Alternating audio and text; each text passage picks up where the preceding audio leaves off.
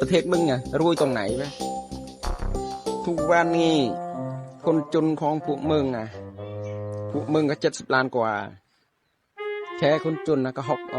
50แล้ว50 ล้านอย่าเลื่อย20 ล้านเนี่ยเป็นคนรวยแล้วประเทศเขมรจนตรงไหนคุณลุงรู้ไหมคะประเทศกัมพูชามี17 ล้านคนเป็นคนจน5 ล้านเป็นขอทาน4 ล้าน 5เป็นขี้ข้า2 ล้าน 4เป็นกะหรี่4 ล้าน 7เป็นโรคเอดส์อีก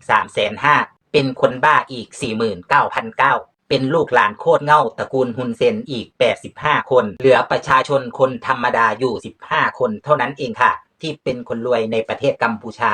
ถือว่าน้อยมากๆเลยนะคะคุณลุงขาถ้าเปรียบเทียบกับหลายๆประเทศแบบนี้หนูควรจะชื่นชมหรือว่าควรจะสมเพชกับการกระทำและคำพูดที่แสนทุเรศพูดกล่าวหาว่าประเทศไทยให้เสียหายแต่ไม่ดูความน่าสมเพชว่าประเทศตัวเองนั้นเป็นยังไงตั้งแต่เกิดมารู้จักไหมคะคำว่าก้าวหน้าทันสมัยหรือรู้จักแต่คำว่าจันไรกับคำพูดที่ใช้ตอนออกไปขอทานพูดแซะประเทศอื่นแต่ไม่ดูสังขารของประเทศตัวเองว่าเป็นขอทานกี่ล้านคนที่เห็นเขมรก้าวหน้าก็มีแต่ความยากจนกับความโง่ของประชาชนที่ก้าวไกลจนเปลี่ยนจากคนเป็นควายได้และความอับปีที่ก้าวหน้าอย่างเร็วไวพร้อมพัฒนาความจันไรส่งเสริมให้คนเขมรใช้เป็นนิสัยกันทั้งชาติและปลูกฝังสัญชาตญาณการเป็นทาสเพื่อรักษาไว้เป็นเอกลักษณ์ประจำชาติอยู่คู่บ้านคู่เมืองกัมพูชารวมทั้งขอทานทั้งกะหรี่และขี้ข้าหนูยอมรับเลยค่ะว่าประเทศกัมพูชาพัฒนาได้ก้าวหน้า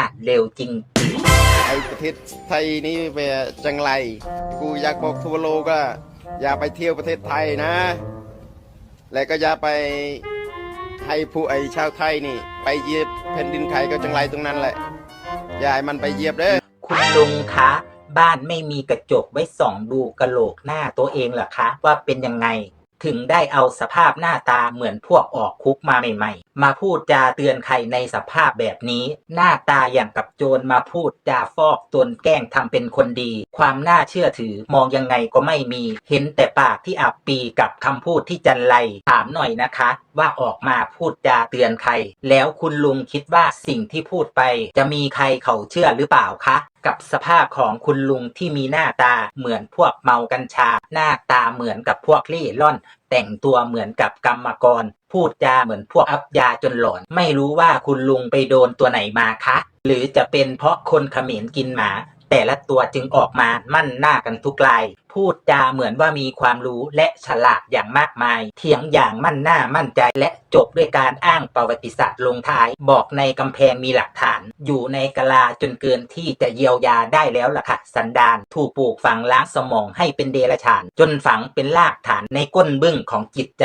คุณลุงคะหนูอยากถามว่าความมั่นหน้านี้คุณลุงได้มาจากที่ไหนฮุนเซนเหรอคะที่เป็นคนลงหน้าทองให้ก่อนที่คุณลุงจะออกไปขอทานหรือเปล่าคะหรือคนเขมรหน้าด้านกันตั้งแต่เกิดมาจึงเป็นเรื่องธรรมดาของพวกขี้ข้าชาติสถุนมิน่าละจากเป็นผู้ลี้ภัยต้องมากลายเป็นผู้เนรคุณไม่รู้จักบาปไม่รู้จักบุญชั่วหรือดีถูกหรือผิดเพราะสันดานเป็นเดรัจฉานด้านความคิดและเกิดมาเพื่อใช้ชีวิตที่ผูกติดกับความจันไรและอับปรี